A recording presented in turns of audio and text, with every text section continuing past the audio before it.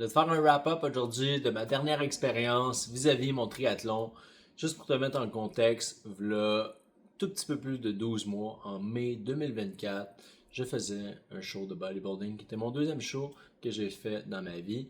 Et à ce moment-là, durant ma préparation, parce que si tu connais un petit peu le monde du culturisme, du bodybuilding, c'est quelque chose qui est super intéressant, c'est quelque chose qui m'a apporté énormément dans ma vie.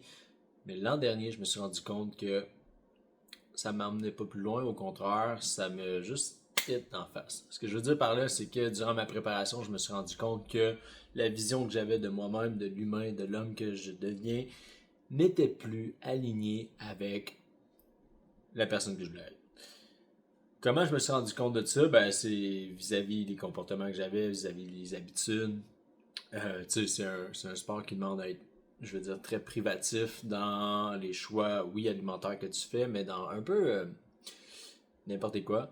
Fait que, à ce moment-là, je me suis rendu compte que le bodybuilding, pour l'instant du moins, c'est plus quelque chose qui m'intéressait.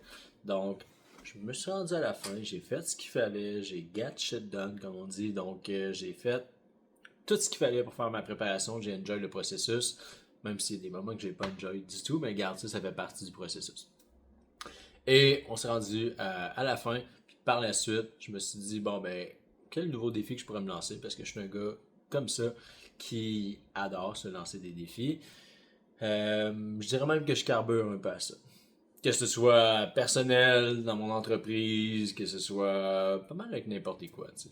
Fait que je me suis dit, où est-ce que je peux m'en aller. Euh, Puis l'aspect hybrid training, les athlètes d'endurance devenaient de plus en plus à la mode. Et je me suis dit, ok, lançons-nous dans ça.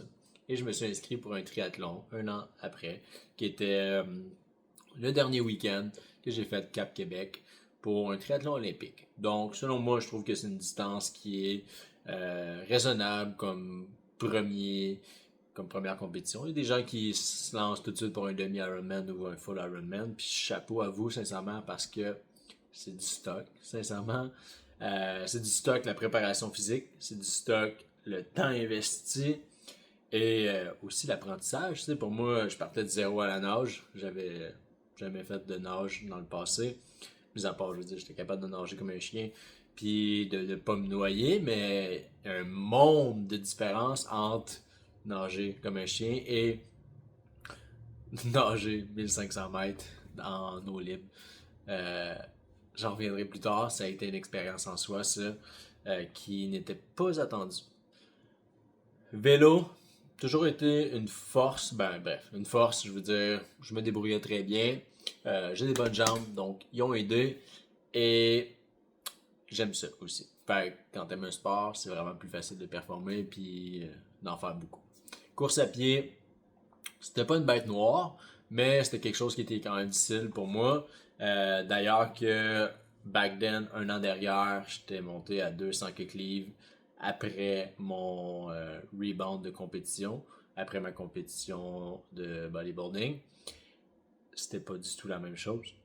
En ce moment, je me maintiens dans les 180 environ, entre 179 puis 185, c'est mon poids standard. Fait que c'était quand même un monde de différence, ça aussi, courir avec un sac à dos de 20 livres de plus.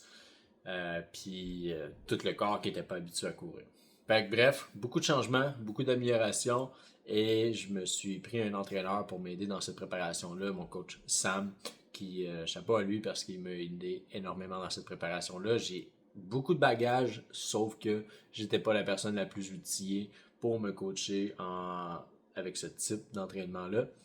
Et d'ailleurs, c'est pas pour rien que tous les athlètes ont un entraîneur aussi. C'est pour pas avoir à se casser la tête. Ça peut être d'avoir des comptes à rendre. Ça peut être par manque d'informations. Ça peut être parce qu'on a besoin de quelqu'un dans notre environnement qui nous aide à euh, encore get shit done. Fait que ça do the work, à faire le travail nécessaire pour arriver au chemin. En fait, faire le chemin nécessaire pour arriver à la destination, à l'objectif. Fait que bref, wrap-up, ça donne une idée un petit peu de où est-ce que je pars juste un an en arrière. À quoi ressemblait ma préparation rapidement? durant la dernière année, on a mis l'emphase sur les sports d'endurance beaucoup. Et si tu as suivi un petit peu mes aventures dans la dernière année, tu t'es rendu compte que je suis rentré à l'hôpital, je me suis fracturé la clavicule, j'ai eu un traumatisme crânien lors d'un des voyages que je faisais aux Philippines. Fait que ça a mis un frein dans ma programmation d'entraînement parce que supposément on rentrait dans un beat d'intensité, si je ne me trompe pas, rendu là. Et évidemment, on a dû skipper parce que j'ai été en arrêt complet de sport pendant 6 semaines, donc presque 10 jours hospitalisé. Et ça prend du temps avant que ça ressoude, une clavicule. Et traumatisme crânien, sincèrement, comme je croise les doigts, tout a vraiment bien été. Comme 3 à 4 semaines après, pratiquement plus zéro séquelle. Il y avait de la fatigue qui perdurait, mais mis à part ça, pas de perte de mémoire, plein de choses comme ça que j'ai entendu parler, que j'ai lu, qui peuvent affecter des gens qui ont vécu un traumatisme similaire. Bref, j'ai été chanceux pour ça. Ça a quand même mis un frein de 6 semaines dans ma préparation, qui a été au début, quoique un peu difficile à prendre, oui, mais surtout qui faisait peur. Où est-ce que je m'en vais avec ça? Puis j'avais aucune idée comment ma clavicule allait récupérer, parce que un mouvement qui est important dans la natation, évidemment, c'est de l'extension. Fait que ça, je pouvais pas faire ça, évidemment. Puis quand j'ai commencé à pouvoir faire ça, je pouvais pas faire ça pour ramener. Ce qui au début ressemblait à ça.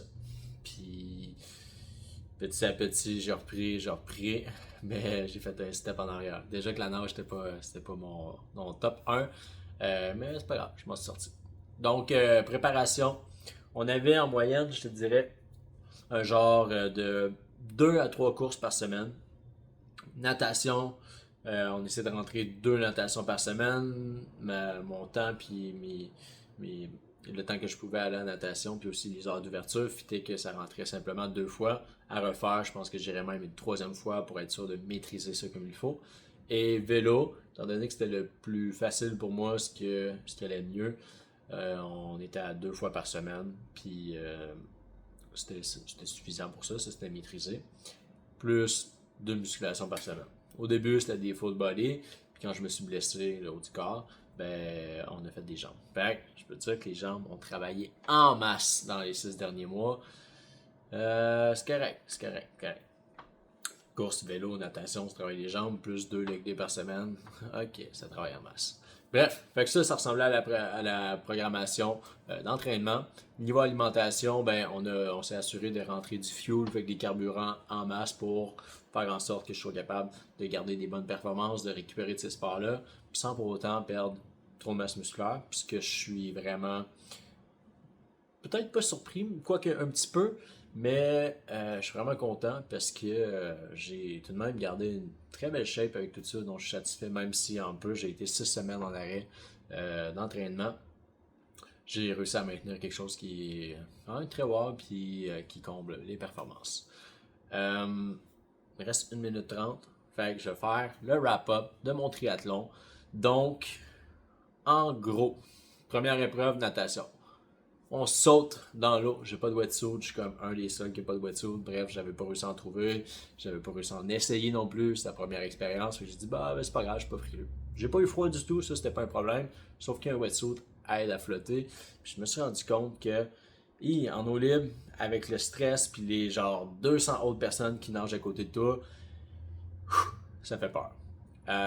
J'ai pas très bien filé. Fait comme tout de suite dans la première minute, je me mets à avaler de l'eau.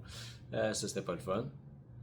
Je me suis tourné sur le dos, j'ai fait de la nage sur le dos pendant presque 3 quarts du parcours, des 1500 mètres, parce que j'avais pas le choix. Je pensais que j'allais mourir littéralement, puis je voulais pas abandonner là. C'est quand même la première épreuve. Fait que j'ai dit, ok, je vais faire ça.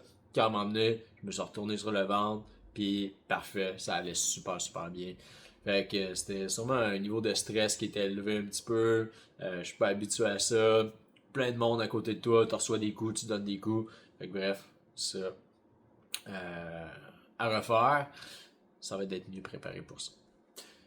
Ensuite de ça, vélo, très bien été. Par contre, on avait un vent de face qui était énorme. Juste pour te donner une idée, dans mon vent de face, j'allais comme à entre 20 et 24 km/h.